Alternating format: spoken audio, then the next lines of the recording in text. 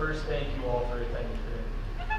Before I begin our assembly, I was asked to give a few words about what Veterans Day means to me. But rather, I'd like to express what it means to us. If you're a student like me, you probably wouldn't understand the deep magnitude of the Korean or Vietnam wars. Maybe you've seen some of the effects of 9/11 or the war on terrorism, but we haven't experienced it firsthand. We, as civilians, probably don't know much about any of this because it isn't something we have to do with, but rather our veterans. The ones ensuring that we are safe at home and don't have to worry about next conflict. They actively put their lives at risk to protect our civil liberties. Maybe you're like me, you don't understand what it means to fight fist in hand in deep combat. But the men and women who selflessly do so are the ones we celebrate today. The ones who risk their lives to ensure that you and I can exist in peace. So what does Veterans Day mean to us? It means reflecting on the danger our soldiers have gone through so that we may live our blessed, happy lives. To our veterans, thank you for your service, thank you for keeping us safe, and thank you for the immense sacrifices you've made. Your efforts will never go unnoticed. At this time, I present to you the Merrill High School Wind Ensemble under the direction of Mrs. Ellie York as they perform the Marches of the Armed Forces.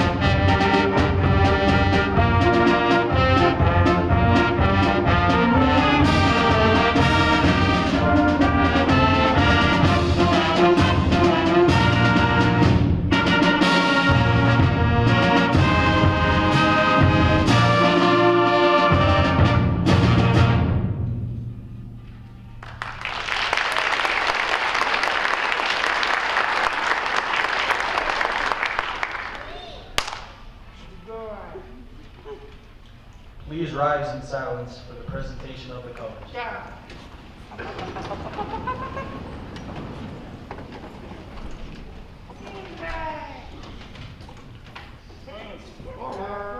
Mark.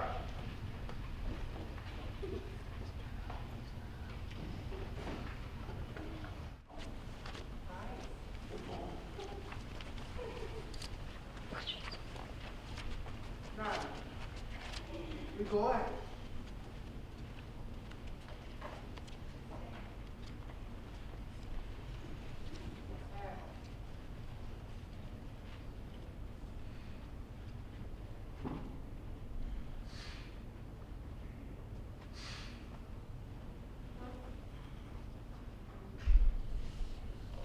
Prepare to post colors.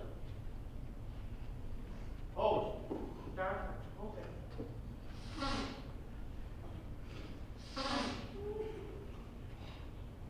Raise hand. Mark.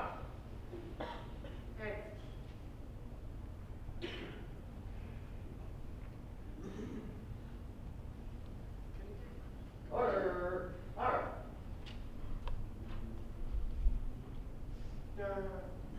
Please join me in our Pledge of Allegiance. Raise hand. Mark. I pledge allegiance to the flag of the United States of America and to the republic for which it stands, one nation, under God, indivisible, with liberty and justice for all. Please remain standing.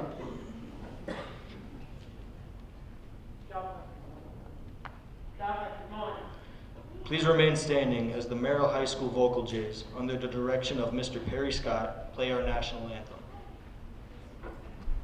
Raise hand. Mark.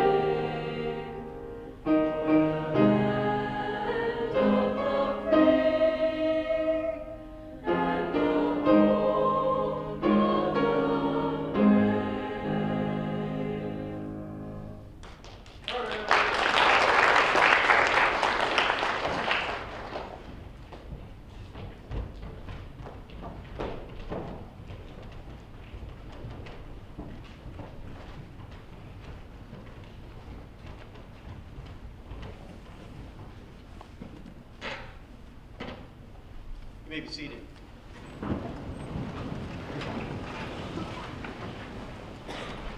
Welcome, my name is Brad Potter. I'm one of the administrators here at Merrill High School. And as a former social studies teacher, it does my heart well to attend an annual, long-standing tradition at Merrill High School that we call our Veterans Day ceremony. I want to welcome veterans, their families, Board of Education members, and our high school staff and students to this ceremony today. Merrill High School has a long, proud history of honoring veterans from all wars. It's my hope we can continue to honor our veterans today through our own efforts, which of course will never match the efforts our veterans have made to ensure freedoms we all enjoy today. Before we start, I'd like to thank individuals from the local veterans organizations for being here.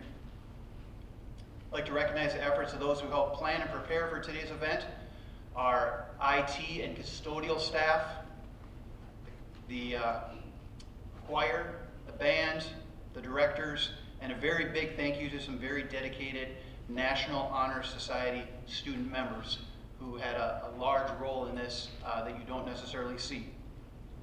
I'd also like to recognize and honor all veterans that are present today, as well as those Merrill High School students who will be enlisting in the armed services after graduation. Could you please rise and be honored?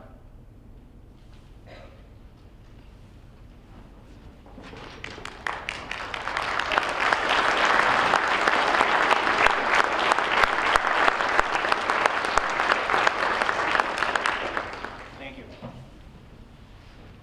At this time, I would ask that you join me in standing for a full moment of silence in commemorating all veterans who have served or are serving today. Please rise.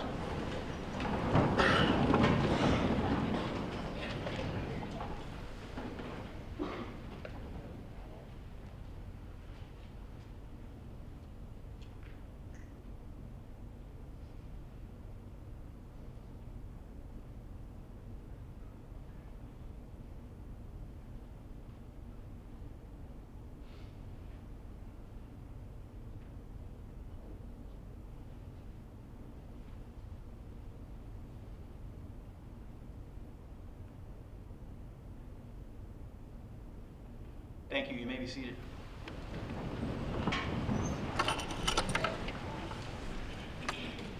I'm going to turn this over to VFW Post Commander, Mr. John Rathke.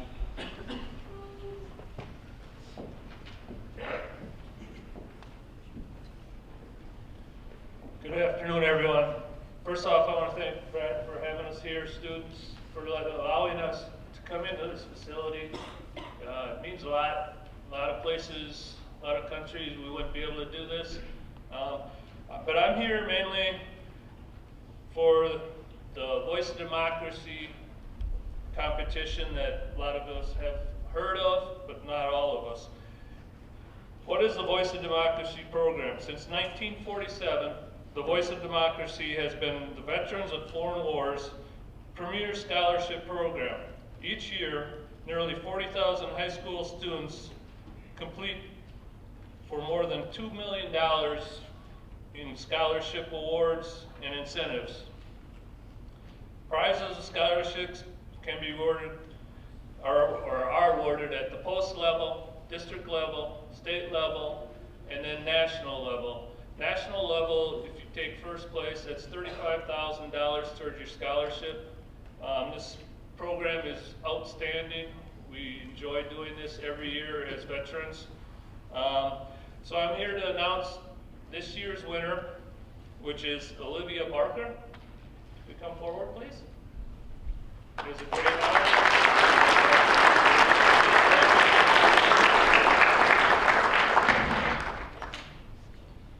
A democracy is an administration by, of, and for the people.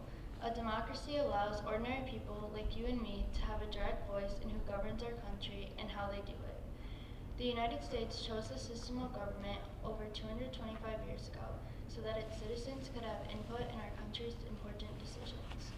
Though there are many attributes to a democracy, the 5 that make ours stand above the rest include diverse political parties, free and fair elections, independence of branches, the rule of law, and the respect for rights and freedoms.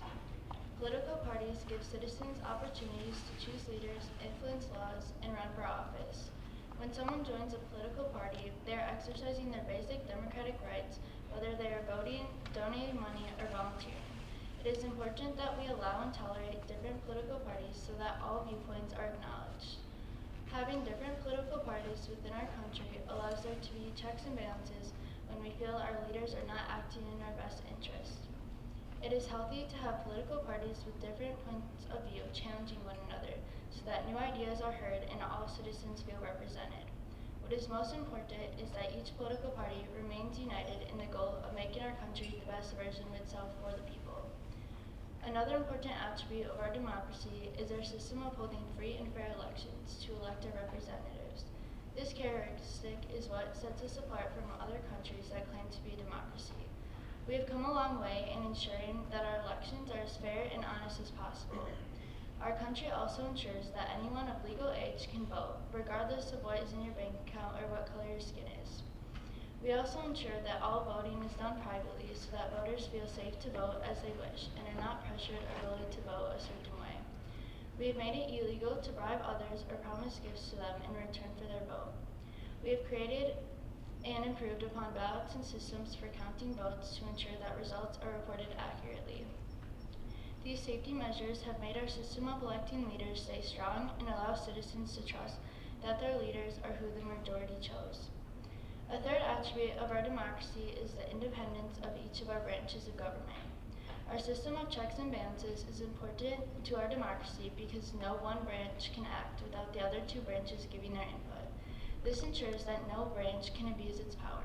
For example, the judicial branch, or the courts, operates separately from the government to ensure that conflicts are settled fairly and without bias. This has been especially important in recent years when we've had leaders who have been accused of crimes and we needed cases resolved fairly in the courts. A fourth attribute of our democracy is our commitment to the rule of law.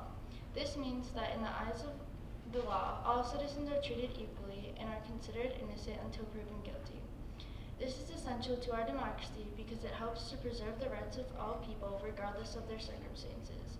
Both the Declaration of Independence and the Constitution promise that all citizens will be given this right. The rule of law gives us accountability and ensures that no one is above the law and that laws are fairly applied and enforced. It is comforting to know that we have a system that is set up to protect the rights of all citizens. The final and possibly most important attribute to our democracy is respect for human rights and freedoms that our country ensures. Though we have had the Bill of Rights for over 225 years now, the words within it didn't always apply to everyone.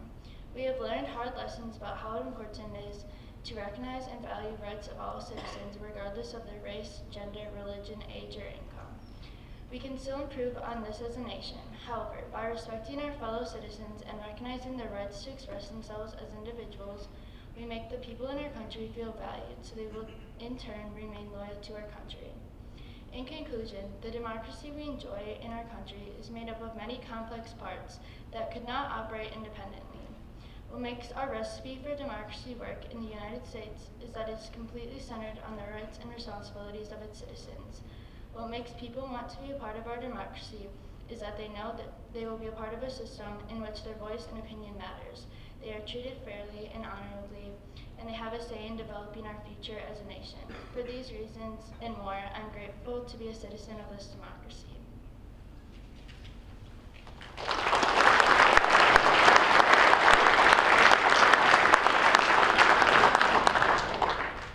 Thank you, Olivia. That was an awesome speech. Just so everyone knows, she will be moving on to the next level. Hopefully we can have a Wisconsin winner. I know Patriots Penn last year, finally, Wisconsin did receive for the writing portion, we took first place in national, so hopefully this year it'll be the voice of democracy.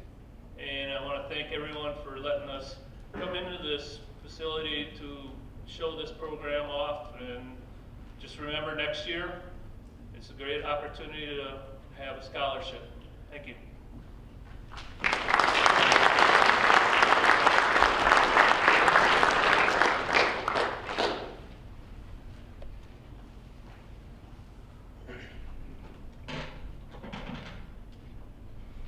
I want to introduce our speaker, who is someone familiar to many of us here. Dr. David Mathias has served as a pediatrician in Wausau for the past 17 years. He has undoubtedly cared for many of you in attendance today. Dr. Mathias was born and raised in Nakusa, Wisconsin, but spent his high school years in Brussels, Belgium. His basketball and cross-country teams traveled to Germany, Holland, Paris, and London for competitions. After graduating high school, Dr. Matthias attended the University of Michigan in Ann Arbor for college and medical school. He received a scholarship from the U.S. Army, which covered the cost of medical school, but also required 7 years of active military service. In the spring of 2004, he found himself on a ground convoy driving to Baghdad, Iraq, where he was to serve as the only doctor for an infantry at a forward operating base. Operating out of an aid station about the size of your garage at home, he and his medical platoon worked to save the lives of U.S. soldiers wounded in action. On April 4th, 2004, Dr. Matthias' aid station cared for more than 60 wounded soldiers in one night of combat, one of the largest mass casualty events in modern urban warfare. The events of April 4th were recorded in a book by Martha Raddatz entitled The Long Road Home. The book was later made into a TV miniseries on National Geographic with the same title. Please give your full attention to Dr. Matthias as he shares his stories about some of our heroes.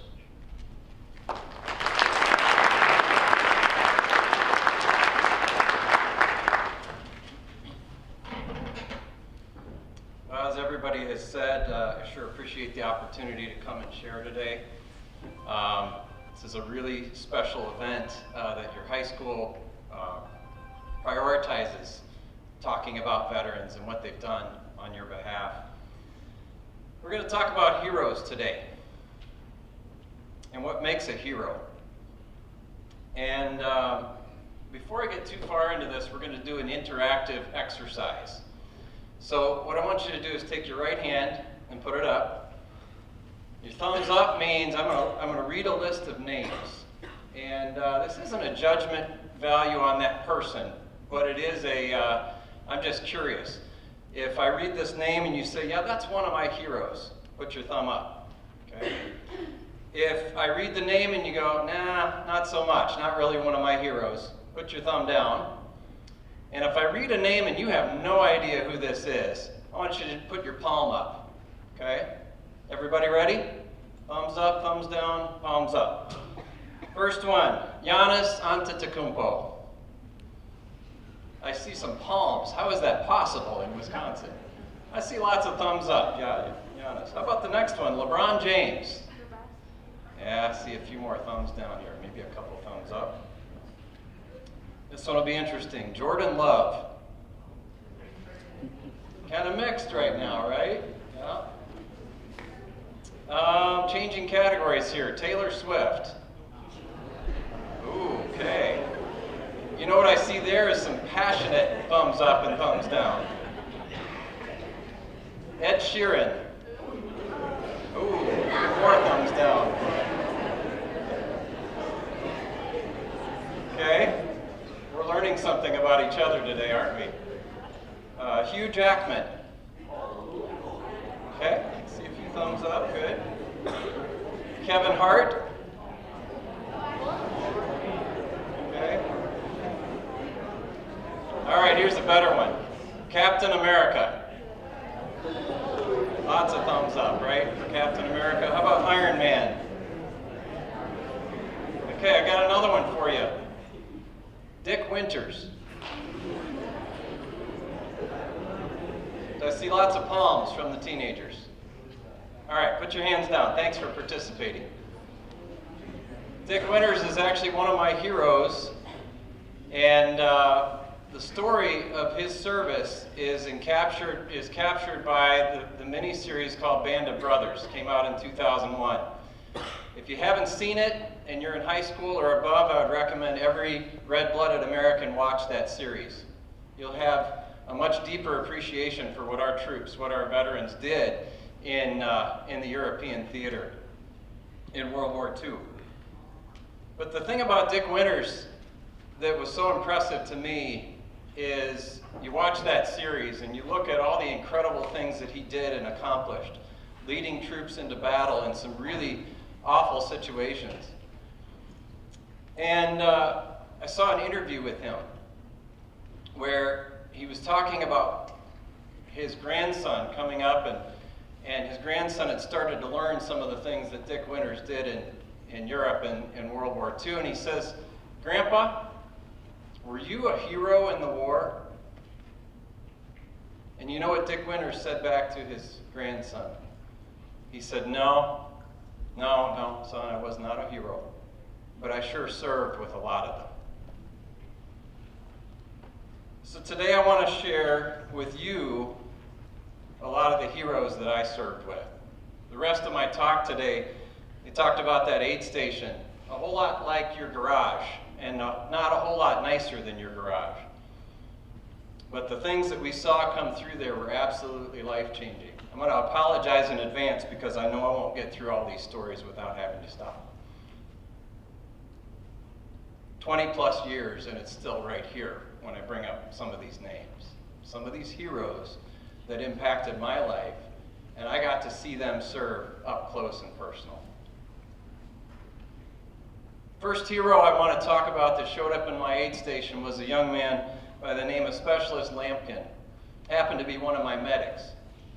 So in the medical platoon, I was the doctor, I had 2 physician assistants, and then about 40 medics.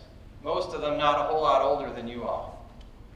They had gotten out of high school, enlisted in the Army. They showed a lot of aptitude, and so the Army sent them to school to learn how to be a medic, which is about like being an EMT.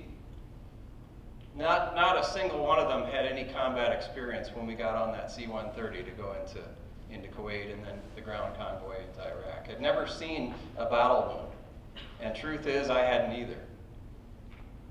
We got into country, and unfortunately Specialist Lampkin made a decision that got him in some really serious trouble. And in fact, in the US, he probably would have been put in jail for that decision. But when you're in a combat zone, you don't have many options, right? So you know what he had to do for the next 30 days was fill sandbags and think about that decision he made and what a poor decision it was. After 30 days, he was restored, got some of his rank back, not all of it, and no longer than 2 or 3 weeks later was out on a combat patrol. He and his platoon got ambushed, and they were in a building, about a 3-story building. And as they started taking fire, the soldier right next to him took a round to his shoulder and dropped. And all of a sudden, this young medic, about 19 years old, never seen a combat wound before, is responsible for getting that other soldier out of the field alive. But you know what he did? He returned fire. He himself administered aid to that soldier, took him inside the building, tore a door off its hinges, and tied that soldier, wrapped that soldier to the door, and carried him himself down 3 flights of stairs. When he got to the alleyway and got him to the vehicle that was going to evacuate them, he took fire from both ends of the alleyway. While he's administering aid, loading this soldier on the truck, he's returning fire both directions, putting himself in the line of fire so that his fellow soldier wouldn't get hit again. And they showed up in my aid station 10 minutes later coming out of the city, and he saved that young man's life. That's my hero, Specialist Lampkin. And he taught me what it means to bounce back from a bad situation to now wearing a silver star on his chest, one of the highest awards you can get in combat. Another one of my heroes, Sergeant Mullaney, another medic, out on patrol not too much later, and their point got ambushed. And you know what happened? He turns and sees an RPG round spiraling toward another soldier about 5 feet away from him. And instead of ducking and diving in the ditch, you know what he did? He pushed the other soldier out of the way. And in doing so, almost lost his left arm. He showed up in my aid station. He survived. That other soldier survived. That's my hero. Lieutenant Colonel Gary Bolesky, my battalion commander, who, as a battalion commander, had every right to sit in the command center and give orders over the radio and tell his soldiers what to do out in the field. And tell you what, guys, it was scary out in that city. Dense urban combat. If you've ever seen the movie Black Hawk Down, this is a picture of what we were going through on a daily basis. as the commander, he could have sat there and given orders over the radio. No, instead he rode the lead vehicle into the city on multiple occasions.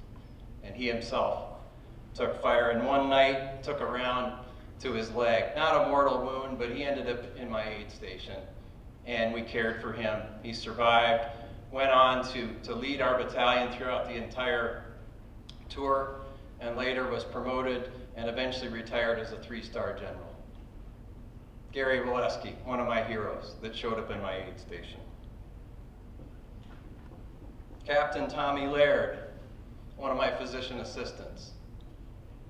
When I think about how little I knew going into combat, guys, I had never actually seen a gunshot wound in my entire career. It's a little bit unusual. So as a medical student in the US, you might end up in an emergency room in a city, and you're bound to see one or two of these at some point. I had never seen one until the events of April 4th, as they alluded to.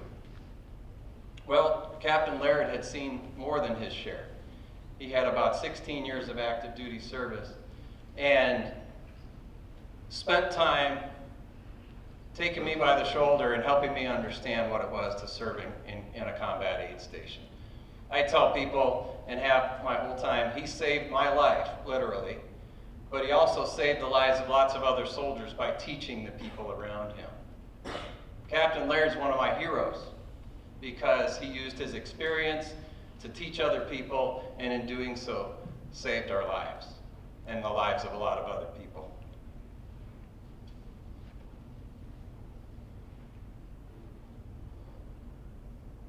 Private Leslie Jackson. This was the hardest one for me, guys. We got any 18-year-olds in the room? Raise your hand if you're 18.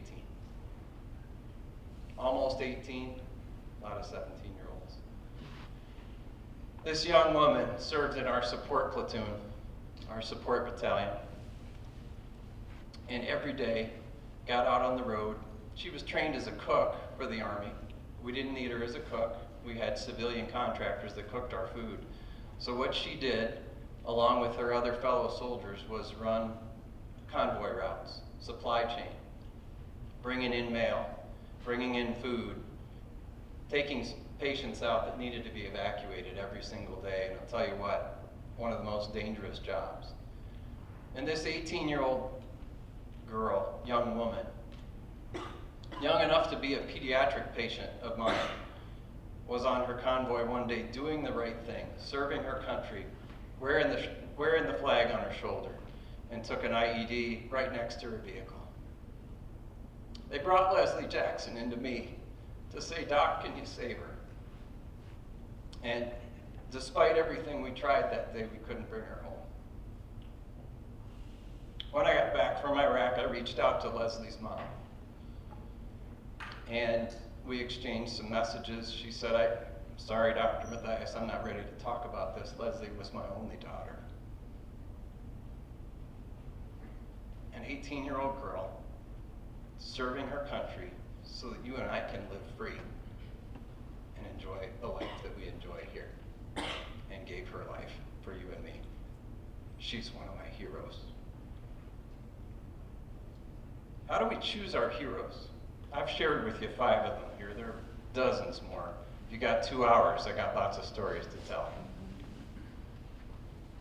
How do we choose our heroes? A lot of times it's how many likes do they have on social media? How popular are their videos? Maybe it's skills that they have that I wish I had. Maybe it's their power or their influence or how much money they have. All those things sometimes drive us, but I want to give you a different set of criteria for choosing your heroes. How about choosing heroes that challenge you to be a better person? Maybe not somebody that's the best looking or the most popular, but somebody who challenges you to do the right thing and be a better version of you. How about choosing heroes who serve others unselfishly? I've got dozens of stories like that. Selfless service. That's a motivator, isn't it? That's a hero to me. How about somebody who spends their time, effort, and energy to care for vulnerable people, to care for the people that nobody else is looking out for? Those are heroes to me. And let me give you one more thing to think about. A lot of times we don't think of ourselves in our role. We're thinking about, who are my heroes? But you know what? Every single one of you can be a hero to somebody else. That's the challenge. I hope you walk out of here today and you go, wow, what these veterans have done for me is amazing. But don't let it stop there. Let that drive you and motivate you to say, I want to be a hero to somebody else. You may not end up on television. They may not write a book about you, and that's okay, because most heroic service goes unnoticed. But it's nonetheless meaningful, profound, life-changing for the people that you impact. How do you do that? Today, this weekend, next week. Look for a way to protect and defend someone. We live in an era where a lot of the stuff, a lot of the dynamics that go on, bullying and things like that, are at an all-time high.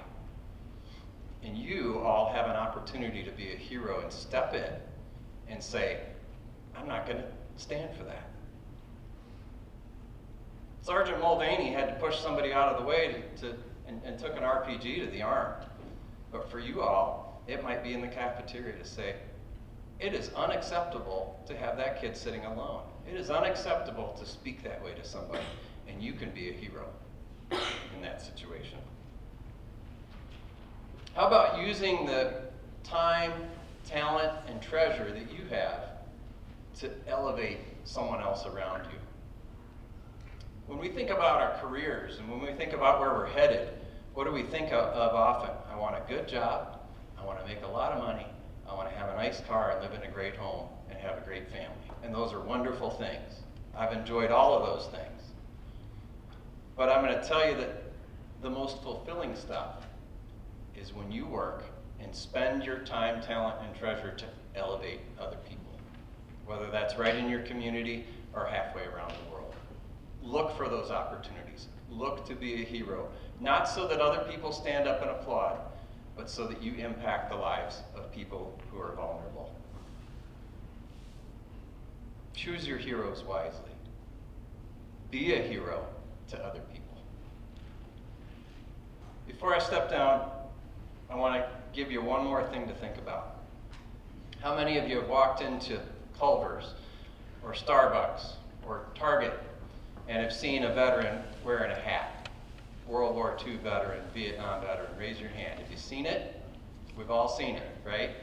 There are lots of veterans walking around that aren't wearing those and you wouldn't necessarily know, but when you do see one, sometimes the question might be, what do I do with that? I want to give you two things. First of all, if you feel comfortable, and maybe go outside your comfort zone, to walk up and approach them and to say thank you. That means so much. Thank you for your service. Reach out your hand, shake their hand nice and firm, and look them in the eye. Thank you for your service. That means so much. The other thing that you can always say to a veteran, and it was interesting, I was eating in Wausau before I came up today, and I was about to leave the restaurant, and there was a Vietnam vet sitting there with his hat on. And the other thing that you can say when you shake their hand, thank you for your service, and welcome home. Welcome home. It doesn't matter if it's been a year, 10 years, 20 years, or longer. Welcome home is what any veteran wants to hear. Thank you for the opportunity to share.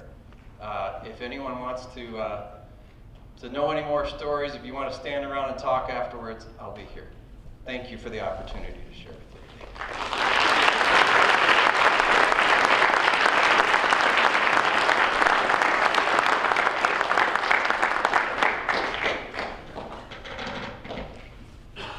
Thank you very much, Dr. Mathias, for that message, and thank you for being with us today.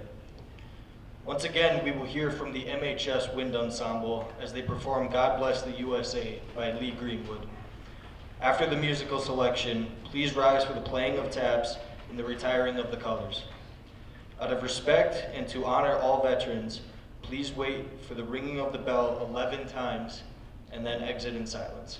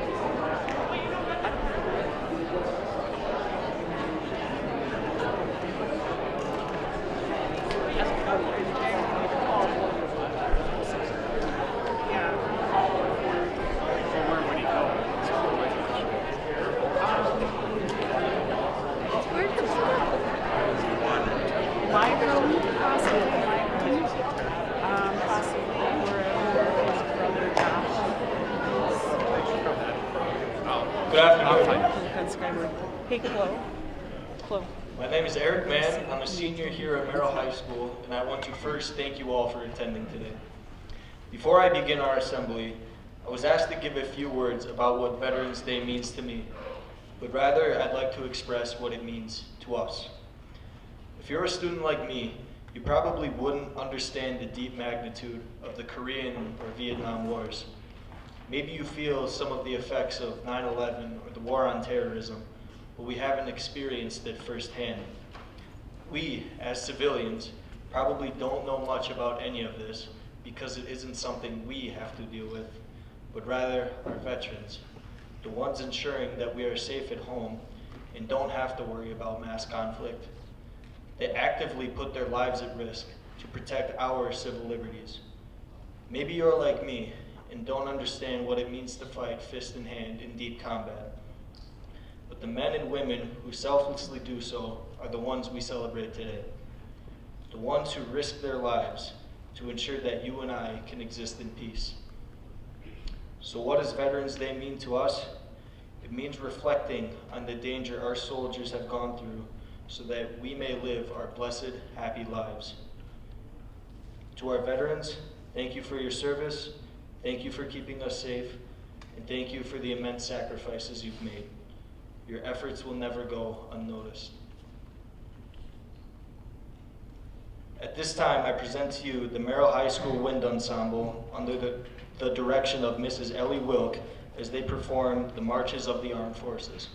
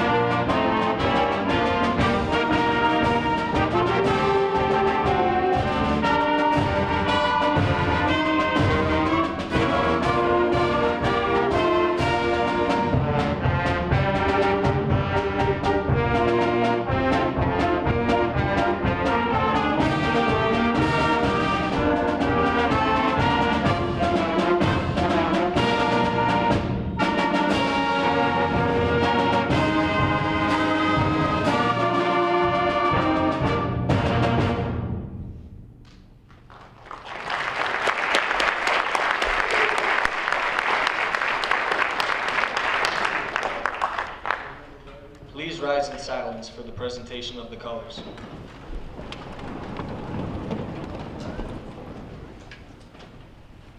Order. Forward, march. Okay.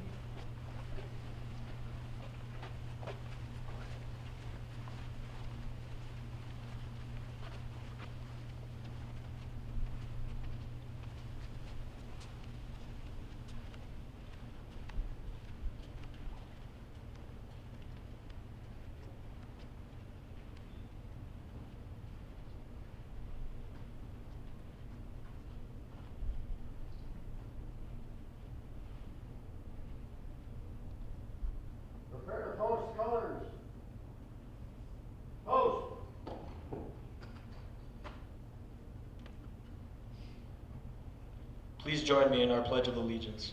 Raising fire. I pledge allegiance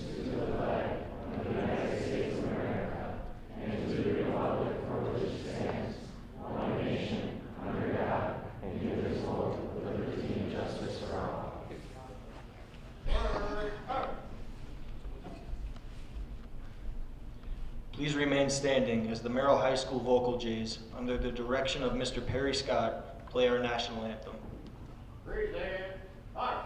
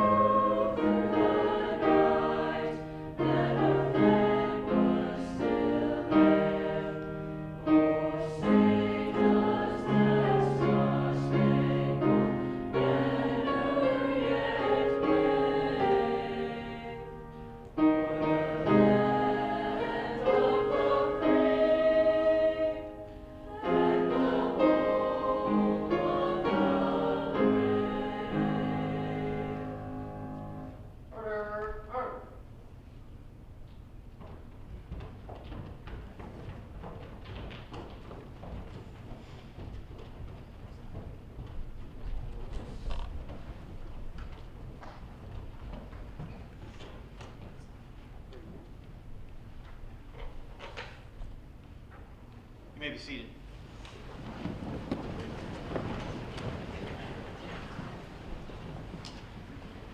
Good afternoon, everybody. My name is Brad Potter. I'm one of the administrators here at Merrill High School. It's my sincere pleasure to welcome you to Merrill High School's Veterans Day Assembly.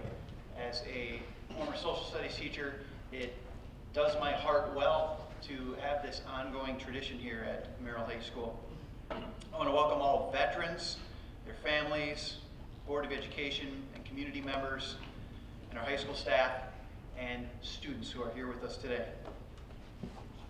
Merrill High School has a long, proud history of honoring veterans from all wars.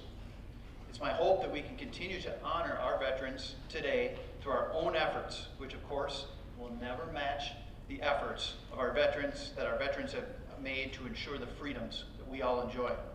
Before we start, I'd like to thank individuals from the local veteran organizations for being here today and to recognize the efforts of those who helped plan and prepare today's event, for our IT and custodial staff that helped make this possible, for the band and choir members and their directors who put in time practicing for this, and a very big thank you to some very dedicated National Honor Society student members who put in time behind the scenes to make this go well. I'd also like to recognize and honor all veterans that are present today, as well as those Merrill High School students who will be enlisting in the armed services after graduation. If there are any of you here, would you please rise and be recognized?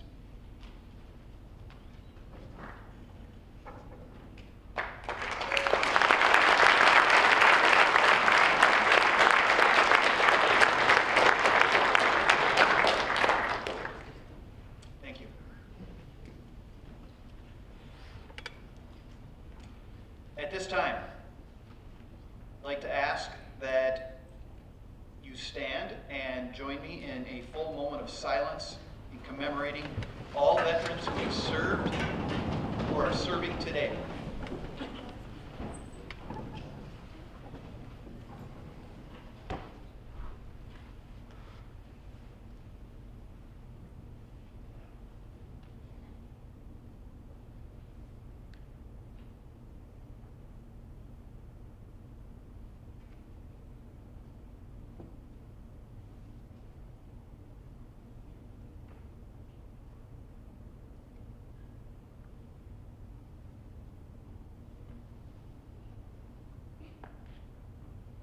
You may be seated.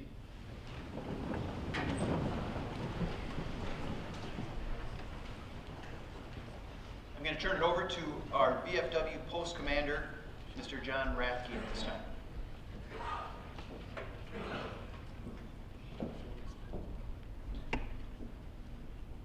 Good afternoon. First, I want to thank the high school. Mr. Barr, thank you for allowing us to be here. It's an honor for the veterans to be at an event like this. We really enjoy these.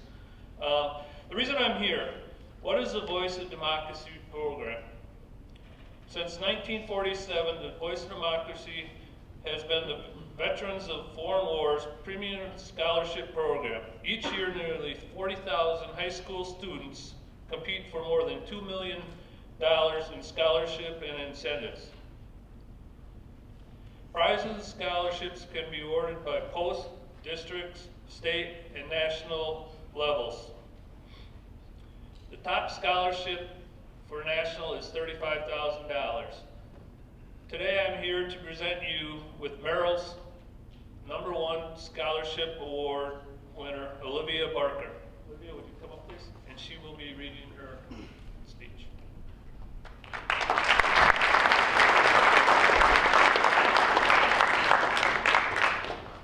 A democracy is an administration by, of, and for the people.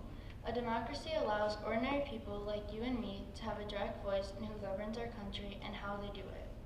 The United States chose this system of government over 225 years ago so that its citizens could have input in our country's important decisions.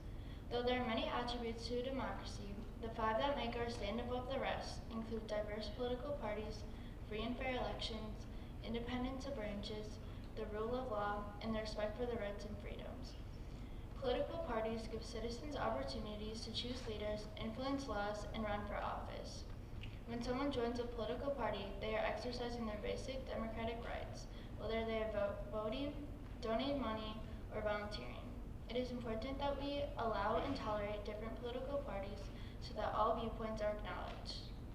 Having different political parties within our country allows there to be checks and balances when we feel our leaders are not acting in our best interests. It is healthy to have political parties with different points of view challenging one another so that new ideas are heard and all citizens feel represented. What is most important is that each political party remains united in the goal of making our country the best version of itself for the people.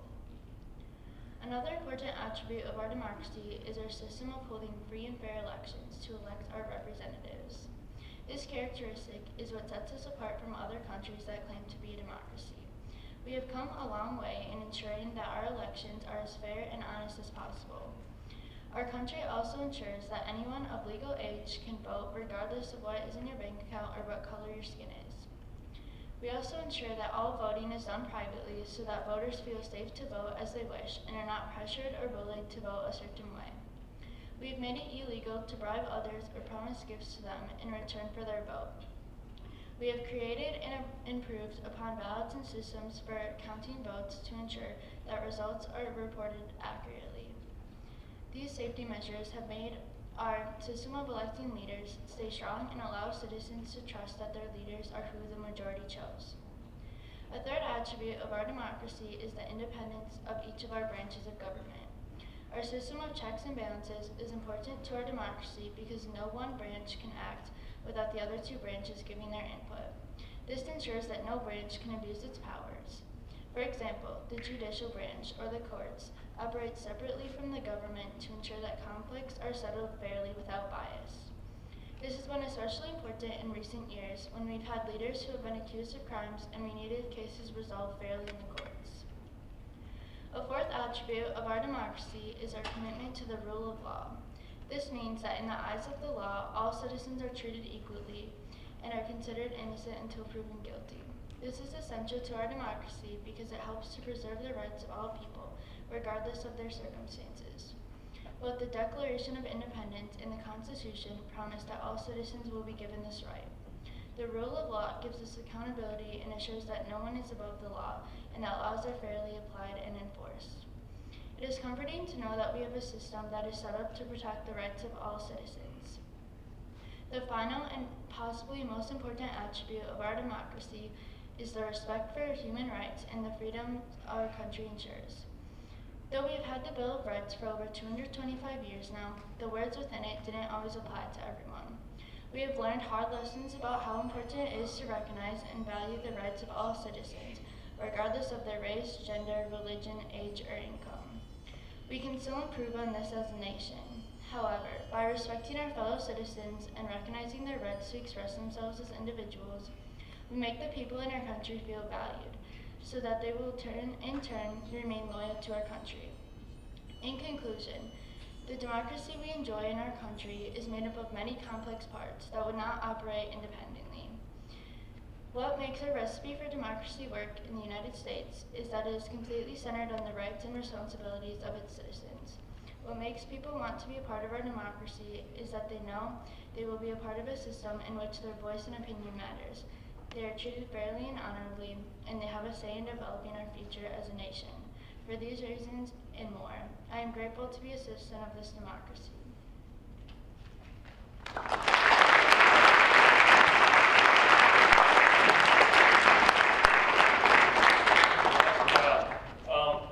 In conclusion, I'd just like to say thank you for the speeches that were presented this year. I know it's hard for high schoolers to get all this done. You got a lot of other programs and everything that you're working on, but this is an awesome scholarship program to be entered into, and I'm hoping that we can have Wisconsin or even Merrill, Wisconsin as a national representative this year or more years to come. And thank you. I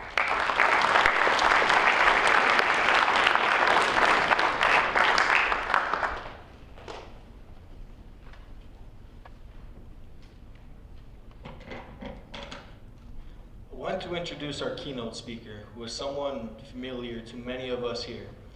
Dr. David Mathias has served as a pediatrician in Wausau for the past 17 years. He has undoubtedly cared for many of you in attendance today. Dr. Mathias was born and raised in Nakusa, Wisconsin, but spent his high school years in Brussels, Belgium. His basketball and cross-country teams traveled to Germany, Holland, Paris, and London for competitions. After graduating high school, Dr. Mathias attended the University of Michigan in Ann Arbor for college and medical school. He received a scholarship from the U.S. Army, which covered the cost of medical school, but also required 7 years of active military service. In the spring of 2004, he found himself on a ground convoy driving into Baghdad, Iraq, where he was to serve as the only doctor for an infantry at a forward operating base. Operating out of an aid station about the size of your garage at home, he and his medical platoon worked to save the lives of U.S. soldiers wounded in action. On April 4th, 2004, Dr. Mathias' aid station cared for more than 60 wounded soldiers in one night of combat, one of the largest mass casualty events in modern urban warfare. The events of April 4th were recorded in a book by Martha Raddatz entitled The Long Road Home. The book was later made into a TV miniseries on National Geographic with the same title. Please give your full attention to Dr. Mathias as he shares stories about some of his heroes.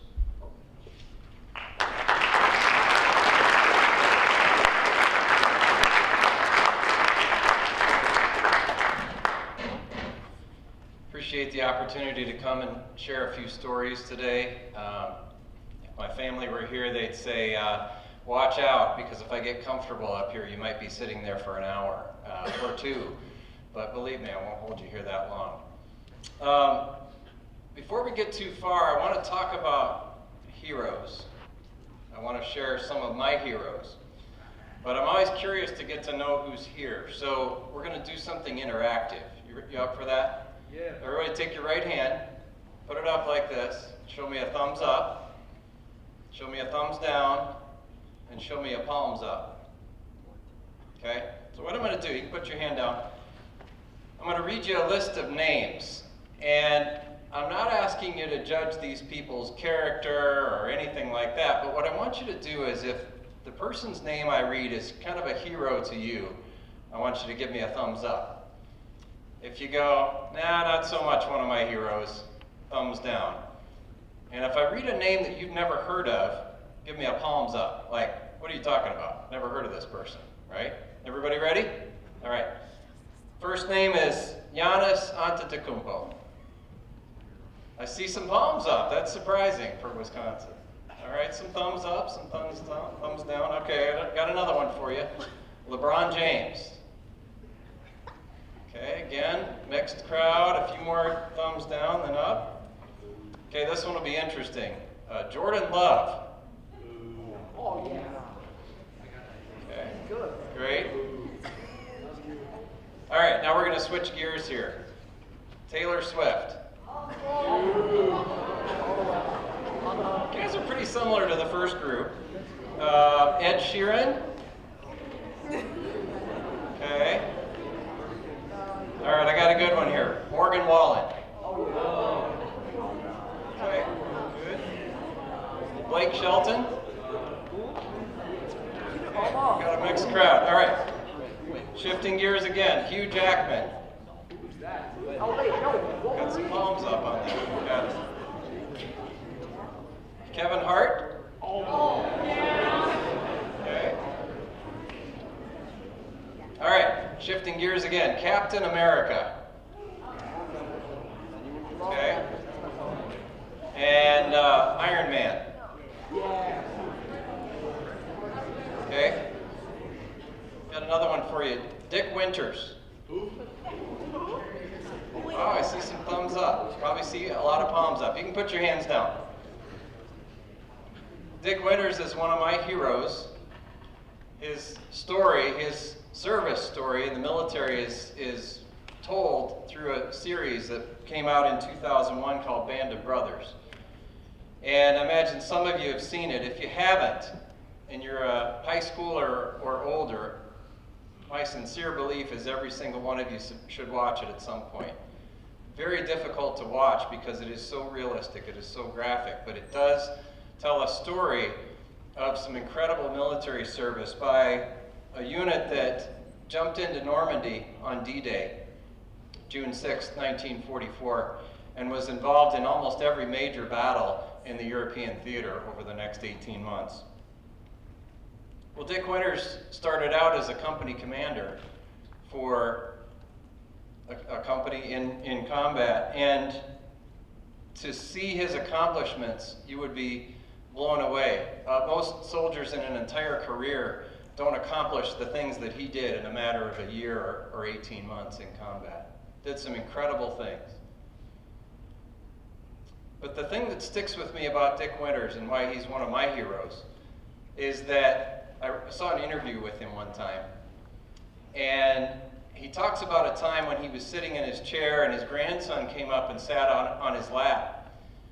Grandson had heard something about Grandpa being in the war, and he sat on his lap and he looked at him and he said, "Grandpa, were you a hero in the war?" And Dick Winters looked down at his grandson and he said, No, son, I wasn't a hero, but I served with a lot of them." An incredible answer from somebody who could have easily said, "Oh yeah, I was a hero." No, I wasn't a hero, but I served with a lot of them. And for the rest of my time with you today, I want to tell you about my heroes, the heroes that I served with, the heroes that showed up in my aid station. The description of the aid station being about like your garage is about as accurate as I could come up with. And not a whole lot nicer than your garage. In fact, some of your garages are probably nicer than that aid station I served in. But I want to give you a description, a brief story about a few of my heroes. First one, young man named Specialist Lampkin. Happened to be one of my medics. So the way the medical platoon works is you have one doctor, that's me, 2 physician assistants, and about 40 medics. A medic is someone who comes out of high school, enlists in the Army, and shows aptitude on their incoming tests. And so the Army says, this is someone we could really train to do some high-level work. We're going to send them to the school to be a medic. Basically like being an EMT, the people that serve on your ambulance crew here in town. The interesting part was that not a single one of those medics had ever served in combat before. Not a single one had ever seen a gunshot wound or a blast wound before. Specialist Lampkin was no different. Showed a lot of aptitude but had no experience. The interesting thing about his story is that as soon as we got into country, he made a decision that was a very poor decision. Got into some serious trouble. In fact, had he been in the States, he probably would have spent a couple of nights in jail. You're in a combat zone, you don't have quite the same opportunities. So his punishment, apart from losing some rank, was he spent about a month filling sandbags. One after another after another. To think about, wow, that was a really poor decision that I made. And he had an opportunity there to give up. I'm just a terrible soldier. You know, I guess I'm just destined to be the bad guy here. He got back into service, and a couple of weeks later was out on a patrol. He and his platoon were on the rooftop of a building and started to take fire. And right next to him was a soldier that took a round through the shoulder and dropped. And all of a sudden, this young medic, who's never seen a gunshot wound before, is fully responsible to evacuate that soldier out of the field and try to keep him alive. And at the same time, he's receiving incoming fire. Anybody want to sign up for that job? Well, I'm proud to say Specialist Lampkin rose to the occasion. He administered aid while he's taking fire. He shielded that soldier with his own body. And when it came time to evacuating him, he carried him himself inside the building, ripped the door off its hinges, and strapped that soldier to the door, and guided him down 3 flights of stairs by himself. Try to do that. Gets to the alleyway, and there's a vehicle there ready to help them evacuate, and as he goes to load this soldier by himself, he's taking fire from both ends of the alleyway. Loading this soldier on, returning fire both directions, and 10 minutes later they show up in my aid station. And I'm proud to say that that soldier survived because of the excellent work of Specialist Lampkin. He's one of my heroes because he reminded me how you bounce back after a bad decision. And now he wears a silver star on his chest, one of the highest awards that the military gives for his service that day. Another one of my medics, Sergeant Mullaney. I didn't tell this to the first group. Truth is, he was kind of annoying to be around. Pretty good soldier, but I didn't really care for him. I didn't know him all that well. But in an instant, he became one of my heroes. Again, he was out on a patrol. They were at a checkpoint and started to take incoming fire. And Sergeant Mullaney looked up, and what did he see but a rocket-propelled grenade, an RPG, coming directly at a soldier just a few feet away from him. His reflex, instead of diving in the ditch, was to go over and push the other soldier out of the way, and as a result almost lost his left arm. He showed up in my aid station. We were able to put him back together. He survived, served much of the rest of the year, and he's my picture of what selfless service is. He's one of my heroes. Lieutenant Colonel Gary Valesky, my battalion commander, who had every right as the commander to sit in the command post and give orders over the radio to the soldiers out in the field. You all go out there and fight the enemy. You all do the hard stuff. I'm in charge, so I can just tell you all what to do. His approach to service was the complete opposite to that. In fact, oftentimes he was in the lead vehicle going back into the city, taking direct fire himself, all those things. Well, one night he took a couple of rounds to the leg. Not a life-threatening injury, but he showed up in my aid station. We were able to care for him. He continued to serve the rest of the year after he recovered. And eventually his career went on. He was promoted and promoted again and retired just a couple years ago as a 3-star general. But I've never seen anyone in my life who showed me how to lead from the front, especially when things are hard. Captain Tommy Laird, one of my physician assistants. I told you, when I went into combat, I hadn't had any experience, never treated a gunshot wound before. Pretty remarkable to get all the way through my medical training, medical school and other things, and never seen a gunshot wound. Most of us in an urban emergency room might see some of those. I never had. Captain Laird he had 16 years of service, first as a medic, and then went to PA school and had served in a number of places, a number of very hard places. And in fact, with his experience, he taught me everything I needed to know to function in that type of a situation. He taught me how to be a combat physician more than anyone else in my entire life. And I appreciated his willingness to share his experience and his knowledge with somebody who needed it, and that was me. And you know what happened as a result? I tell people, told them the last 20 years, he literally saved my life, probably on multiple occasions, and saved the lives of many other people because of the knowledge he shared and his willingness to teach. Private Leslie Jackson. Do we have any 18-year-olds in the house today?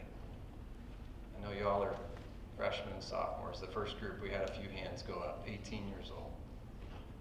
Private Jackson was 18 years old. She could have been one of my pediatric patients back here in the U.S. For the Army, she served as a cook. She had enlisted right out of high school, and we found ourselves in Iraq together.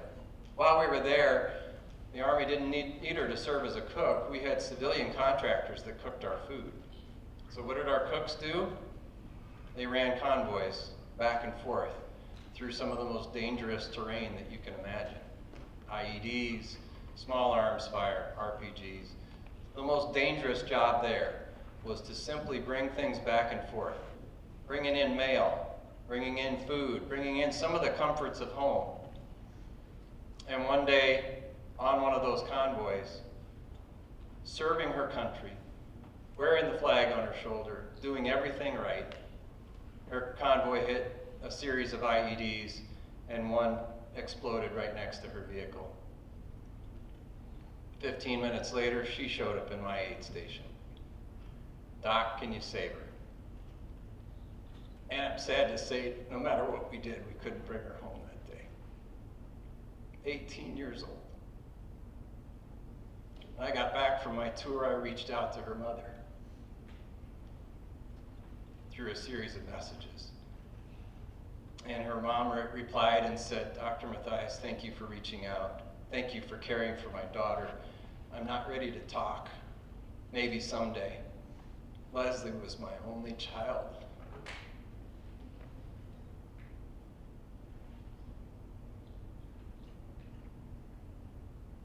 I've never known anyone in my life who was a picture of selfless service like Leslie Jackson. Forever impacted by her. How do we choose our heroes? Sometimes in our society we think of our heroes as the ones that get the most likes on social media. Maybe it's somebody who has a skill that we wish we had, an athlete or a musician. Maybe it's the people with the most power, the most influence, the most money. Those tend to be our heroes. But I want to give you a different grid, a different framework for selecting your heroes. How about picking people for your heroes that challenge you to be a better person? They may not be the best looking, they may not be the wealthiest, they may not be the coolest, but they challenge you, they draw you out to be a better version of yourself. They make you a better person. In my book, that's a hero, somebody who makes you a better person. How about people who serve others unselfishly? You know, a lot of times we're tempted to serve and do things to get recognition, to have other people say, wow, that's a great guy, that's a great gal, because of what she's done. But think about those people that serve and serve and serve and nobody ever sees it. That's heroic in my mind. How about looking for heroes who care for the most vulnerable people? The people that can't stand up for themselves, that can't fight for themselves, and somebody steps in the gap and cares for them. That's a hero. We think about who we idolize as heroes, who we want our heroes to be, but I want to turn it around. Because guess what? Every single one of you have the opportunity, probably every day, to be a hero for someone else. They may not write a book about it. They may not make a TV series about it. They probably won't. In fact, probably no one will ever know. But think about the opportunities you have to protect and defend someone. We live in a society, you guys are in it probably every day, where you see people being treated poorly, somebody being bullied, somebody being picked on. And in that moment, you have the opportunity to step in and say, that's unacceptable.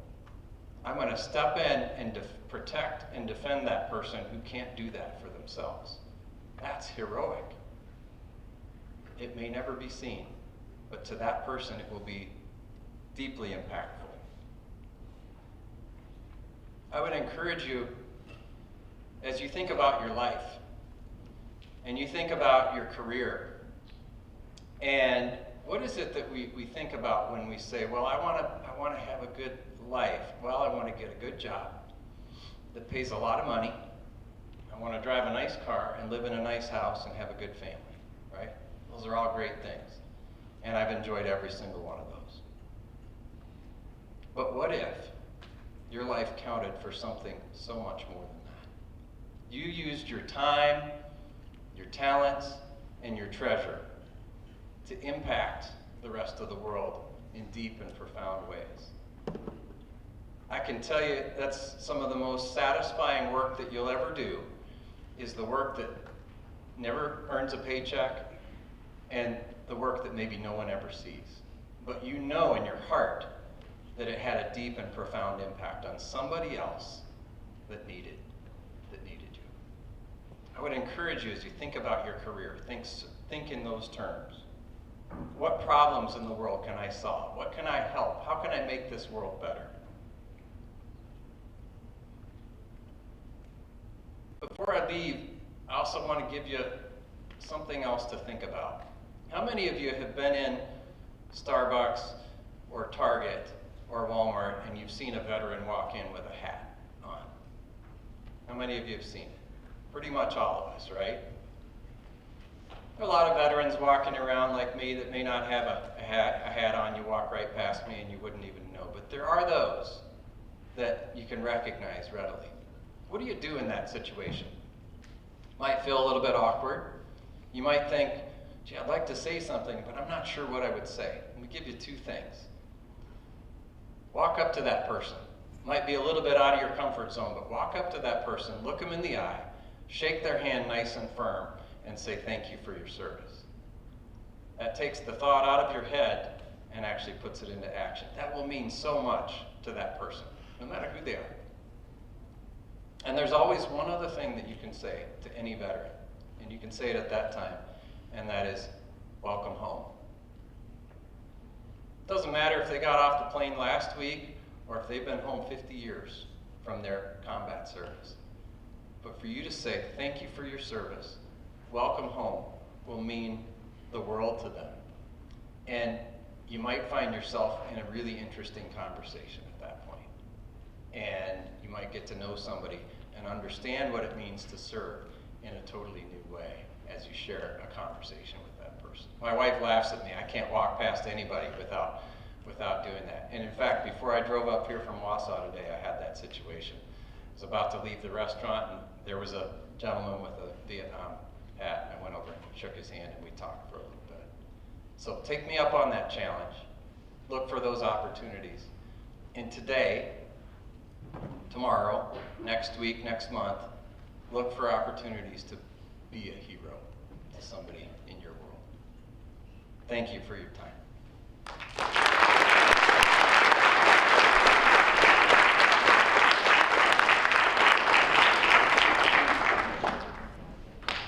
Thank you very much, Dr. Matthias, for that message, and thank you for being with us today.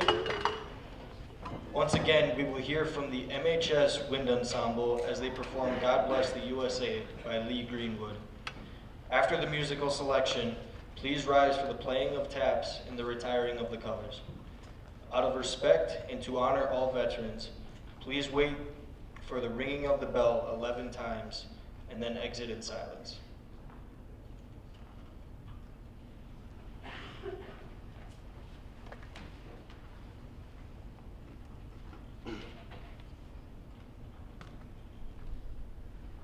Thank you.